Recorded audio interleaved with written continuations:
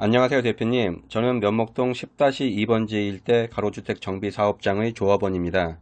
궁금한 것이 많아 대표님을 뵈러 왔습니다. 잘 부탁드립니다. 홍보요원 고용 시 문제점과 처벌 규정에 대해 설명 부탁드립니다.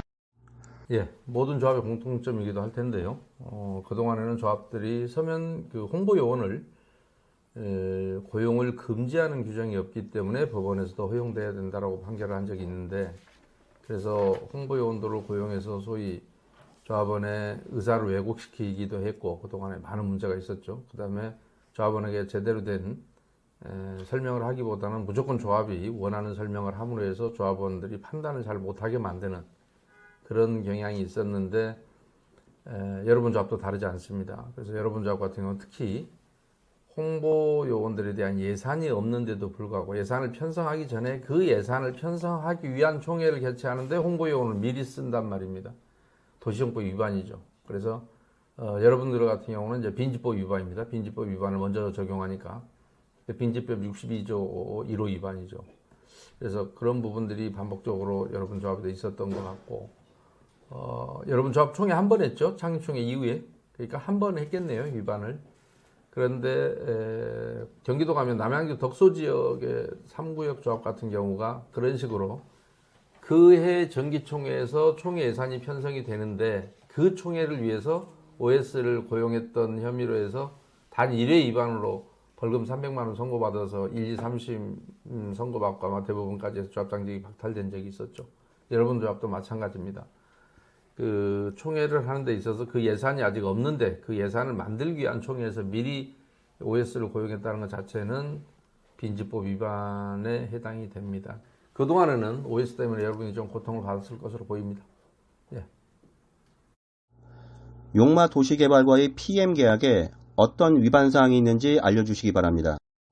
이것도 마찬가지. 제가 제 카페는 정비사업 비리의 끝판왕이라고 지적을 했습니다만, 그 이유가 뭐냐면 가장 최근에 생겨났던 비리인데, 강남의 모 조합장이 정비사업체가 무능하기 때문에 CM이나 PM이 필요하다라고 하면서 이걸 주장하기 시작했는데, 그러면서 이게 전국적으로 들불처럼 퍼져나갔단 말입니다. 그런데 여러분 조합도 마찬가지. 용마 도시개발이라는 이 회사를 보게 되면 무슨 상하수도니 토목공사니 뭐 이런 업종을 하겠다고 적용 뭐 이런 걸 하겠다고 표기를 해 놨는데, 이런 회사가 어떻게 여러분의 조합 설립위원회 업무를 지원하고 무슨 분담금을 산출하고 조합의 설립 동의 및 정비사업 동의에 관한 홍보 업무 및 자문을 하고, 조합 설립 동의서 진구를 위한 홍보나 자문을 하고, 이런 것들은 전부 등록된 정비사업 전문관리업체가 아니면 못하도록 도시정법이 규정하고 있거든요. 근데 그걸 했다는 것이 우선 도시정법 위반을 하고 있는 것이고요. 그래서 그 계약은 무효입니다.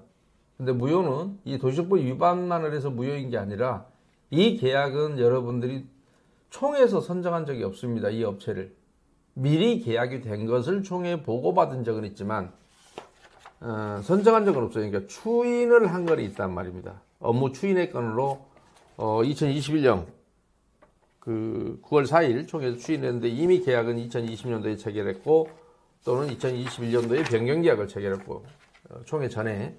그래서 이거는 첫째, 여러분들이 가로정비 사업은 알다시피 소규모 그 빈집법에 따라서 소규모 그 정비 사업을 진행하는 것이기 때문에 추진위원회 단계가 필요가 없어요. 곧바로 5분의 4의 동의를 받으면 조합 설립 업무로 넘어가지 않습니까? 여러분도 그렇게 했는데, 추진위원회라는 이름으로 업체 계약을 했고, 물론 변경 계약할 때는 조합 이름으로 바꾸긴 했습니다만은 그 자체가 법인격이 없는 단체를 이용했고, 물론 그 사람이 단체 대표자라고 행동했던 그 사람이 지금 여러분의 조합장이긴 합니다만은 처음 계약도 무효이고, 또 두 번째 계약도 조합은 총회 거리를 거치지 않고 예산에도 없었기 때문에 총회 거리를 미리 거쳤어야 하는데 거치지 않았고, 추후에 추인한 것은 도시정법 위반입니다.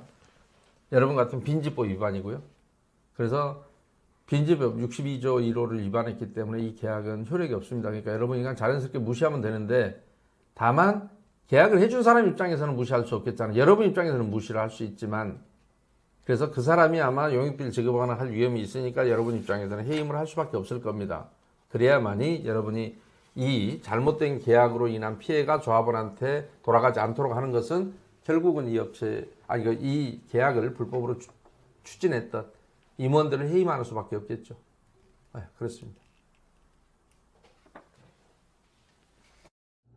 법무법인 율지와의 계약 내용을 어떻게 보시나요? 이게 참 마찬가지입니다만은 여러분들이 법무법인 율지와 계약한 것도 2021년 7월 22일입니다. 그래서 자문료는 월 20만 원으로 하고 매도나 명도 소송은 3억 2천, 그다음에 등기업 3억 3,600 이렇게 했는데요. 이때는 여러분들이 예산이 편성되어 있지 않았었습니다. 물론 어떤 사람은 혹자는 창립총회가 에서 사업비라고 해서 의결시키면 혹시 그게 예산이 아닌가라고 질문하는 분도 계실 겁니다만은 창립총회는 토지 등 소유자의 총회라고 하는 것이 대법원 판결입니다. 그러니까 조합원 총회에서 예산을 수립하는 것이지 토지 등 소유자 총회는 뭐냐면 여러분들끼리 소유자들끼리 모여서 조합을 만들기 위해서 창립총회를 하고 그걸 근거로 구청에서 조합 설립 인가를 받아야 비로소 조합이 탄생하는 거예요. 그러니까 그 전에 여러분들끼리 어떤 회의를 했다는 것은 토지 등 소유자 총회지 창립총회가 조합원 총회가 아니란 말입니다. 그래서 거기에서 나온 예산이라는 이름으로 설사 통과시켰다 해서 그건 예산이 될 수 없다라는 게 대부분 판결이고요. 그래서 여러분들이 이때도 예산이 없었음에도 불구하고 조합장이 제멋대로 이 본법인 율지와 이 계약서의 도장을 찍었기 때문에 정비사업조합 같으면 도시정법 위반이고요. 여러분은 빈지법이 먼저 적용되니까 빈지법 제62조 1호 위반입니다. 그러니까 조합원 총회 결의사항을 조합원 총회 결의를 거치지 않고 한 행위들. 근데 이런 것들은 대부분 판결에 의하면 무효라고 되어 있기 때문에 이 또한 그러나 무효지만 여러분 입장에서는 법률적으로 무효를 하더라도 이 불법행위는 한 사람 입장에서는 이걸 인정하고 돈이 지불될 수도 있지 않겠어요?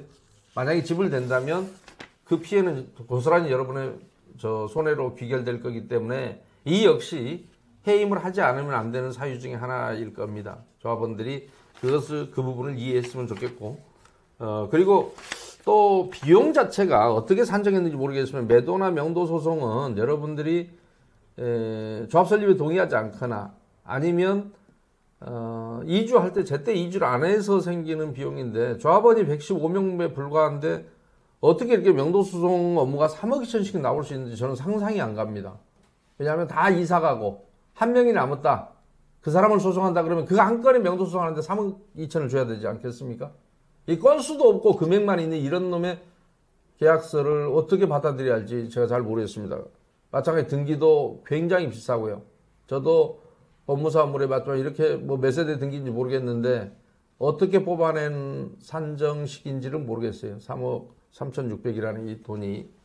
그래서 대단히 구체화되어 있지 않다. 쓸데없는 신탁등기도 규정해 놨던데요. 정비사업은 신탁등기 하지 않습니다.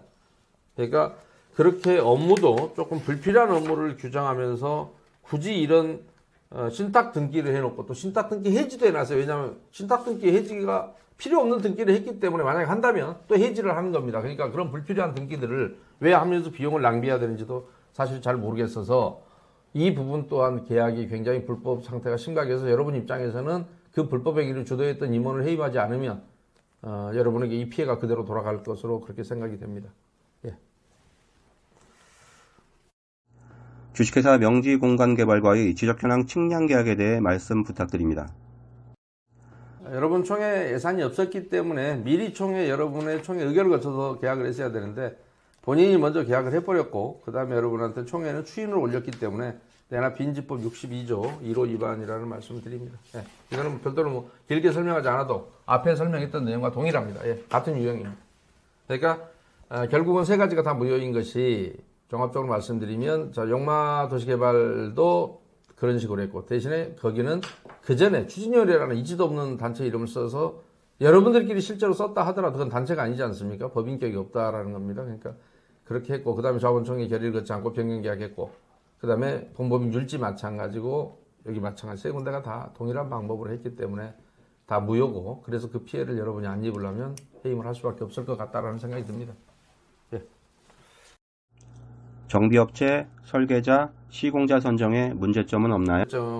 지금까지 일단 똑같은 문제점인데 비슷합니다만 첫째는 정비업체 같은 경우 제가 보니까 너무 웃겼던 게 저는 이 회사 여러분 조합 때문에 처음 봤습니다만은 여기서는 1등을 했더군요.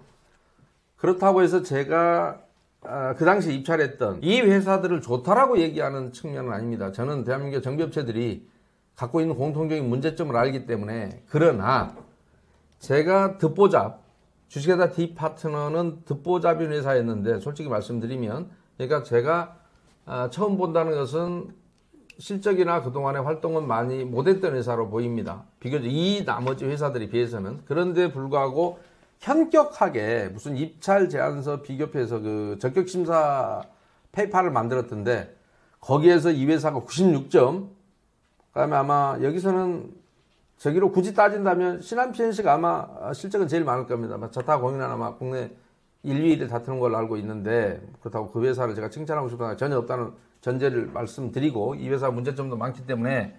근데 이 회사가 67점이에요. 그러니까 도대체 어떤 기준으로 평가를 했는지를 모르겠고요. 조합장이나 저기들이 미리 D파트너와 미리 선정해 주기로 약정이 되지 않았다면 이런 결과는 나올 수가 없고, 적격심사를 이렇게 하라고 한 게 아닙니다. 적격심사는 가격이 우선이 돼야 되는데 만에 하나 가격으로 1, 2, 3등을 뽑았더니, 순서를 정했더니 그 회사가 가격은 참 좋으나 다른 치명적인 이 우리 정비사업을 수행하는데 다른 문제가 있을까 봐서 보충적으로 적격심사를 하는 것이지, 제멋대로 심판 그 용지 같은 뭐 자지페퍼 같은 걸 만들어서 자기가 마음에 드는 놈한테 뭐 수미양과 가르듯이 점수를 줘서 뽑으라고 하는 게 적격심사 그 실체가 아니거든요.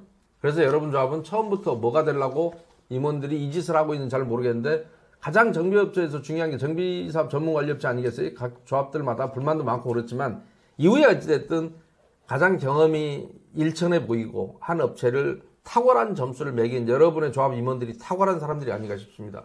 분명히 문제가 있다고 지적할 수밖에 없고요.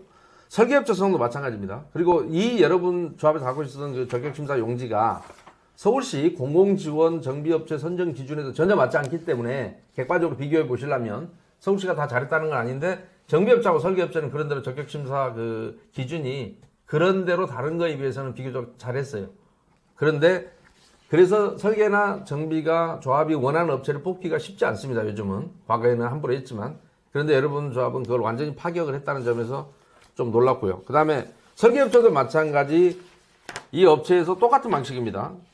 심지어는 설계업체 적격심사 기준은 여러분은 그렇게 안 했지만 실제 서울시 기준 같은 경우는 제가 여기 해임사유에 써놨습니다만은 사업 수행 능력 평가는 20%에서 40%를 넘지 못하게 해놓고 입찰 가격이 80에서 60%를 차지하도록 해놨단 말입니다. 아까 제가 당연하다고 얘기했죠. 가격이 제일 중요하고, 경쟁 입찰하는 경우는 이 업체들이 다 경험이 있는데 A가 하든 B가 하든 여러분 입장에서는 누가 잘할 것이냐는 솔직히 말하면 몰라요. 그러면 같은 값이면 가격을 좀 낮은 데로 해야 여러분의 손실을 줄일 거 아니에요. 어차피 설계든 도시정비업체든 이 사람이 더 잘할 거다라고 기대하기엔 업체를 찾기는 여러분 능력으로는 어려우기 때문에, 경험해보지 않아서. 그래야 되는데도 불구하고 가격 요소를 대단히 적게 치고 본인들이 갖고 있는 어떤 평가 요소 임의대로 선정한 겁니다. 근데 미안하지만 그 설계업체들이 이 조합의 문제점을 나중에 만약 수사기관에서 제가 진술하면 이렇게 할 겁니다. 그렇게 하고 있고요. 이거를 처음부터 누가 이 업체가 뽑기로 예정이 이미 돼 있었습니다. 그건 뭘 보면 알 수 있느냐? 입찰 지침서나 이 적격 심사표를 누가 만들어 줬느냐를 보면 압니다. 조합 임원들이 죄송하지만 못 만들어요. 그럴 능력도 안 돼요. 그러니까 자기가 선택되기 위해서 그 적격 심사표를 어느 업체가 만들어준 걸 그대로 갖다 쓰고 있으니까 나머지 업체가 들러리가 될 수밖에 없습니다. 분명한 건 여러분 조합도 아마 그렇게 하지 않았을까 추정이 됩니다. 왜냐하면 여러분 조합의 임원들이 그것을 작성할 만큼 능력이 있어 보이지는 않습니다.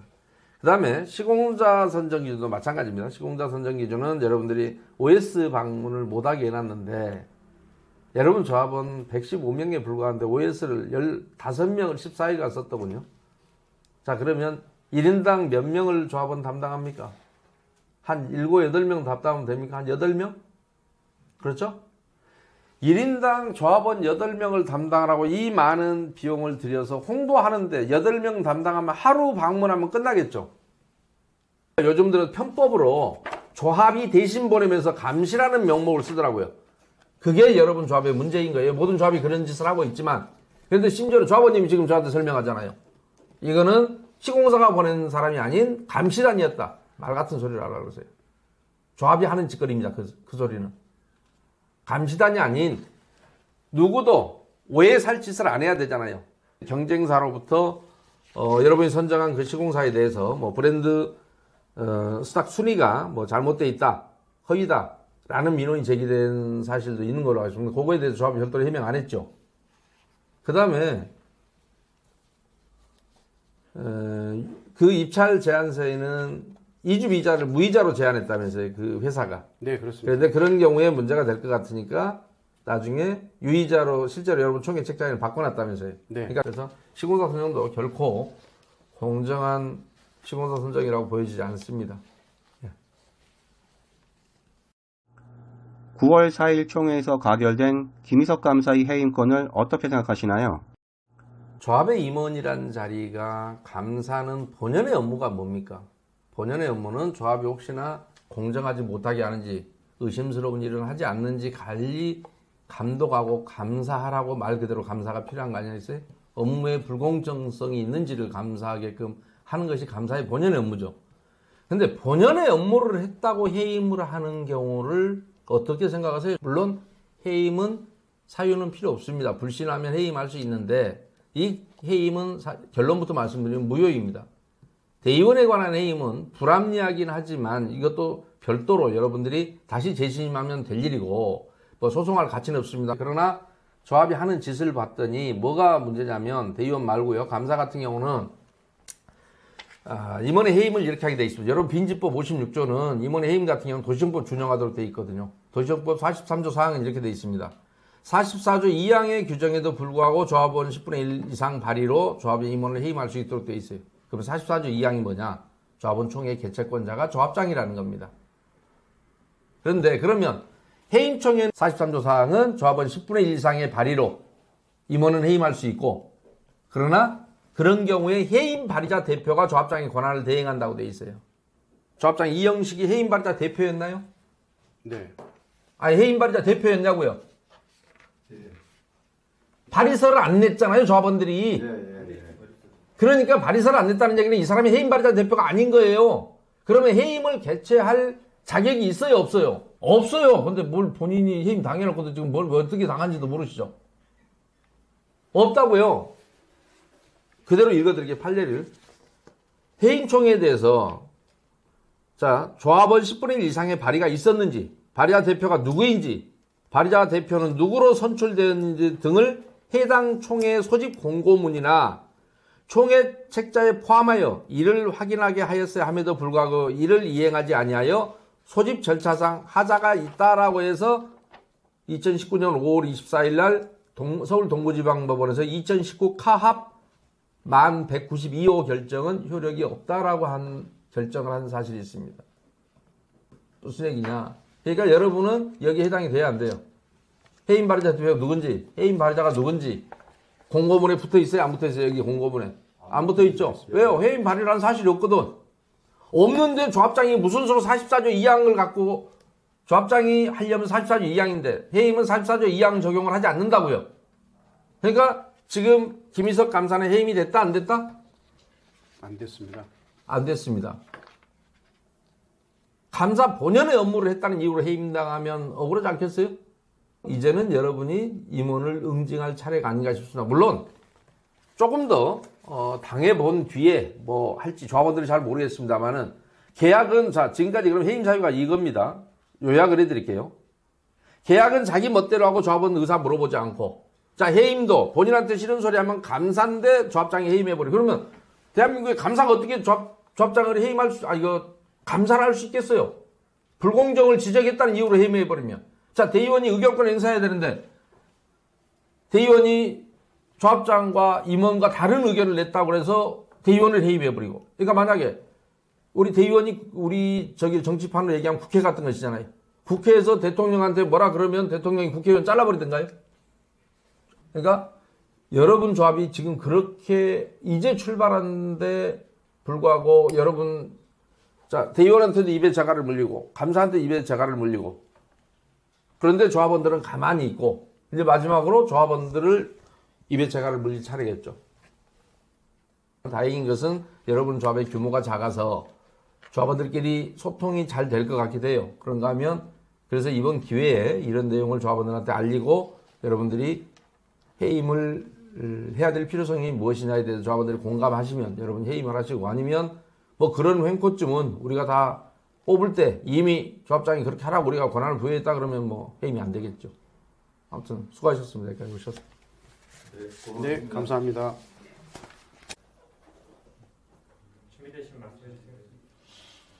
안녕하세요. 저는 감사 김희석입니다. 먼저 본 조합장 선거 때 조합장이 조합원한테 20만 원을 주면서 같이 식사하라고 주었는데 이것은 위반이 안 되는지요? 그러니까 도시정비법에도 그런 똑같은 규정이 있고요. 도시정비법 132조에는 임원 선임 등의 제한과 관련해서 금품이나 향응을 주지 못하도록 하는 규정이 있고 여러분은 빈지법, 특례법 100이란다. 그냥 54조 7항에 그런 규정이 있습니다. 누구든지 주민협의체 대표자, 조합위원회 선임 또는 시공자, 설계자 또는 정비사업 전문관리업자 선정과 관련하여서 금품을 주거나 재산상 이익을 제공하거나 그런 그를 제공할 의사표시라거나 또는 이걸 승낙하거나 하는 행위를 못하도록 되어 있습니다. 그리고 이걸 위반했을 때는 빈지법 제59조에 5년 이하의 징역 5천만 원 이하의 벌금에 처하도록 규정하고 있습니다. 빈지법 중에서 도시정비법과 똑같습니다. 처벌 규정은 가장 센 규정입니다. 5년 이하의 징역에 처하도록 되어 있는데 그래서 뭐 그거는 금지된 게 당연하고요. 고소를 하시면 뭐 형사처벌을 받아서 조합장직을 더 이상 수행할 수 없는 것도 입증만 되면 맞을 겁니다.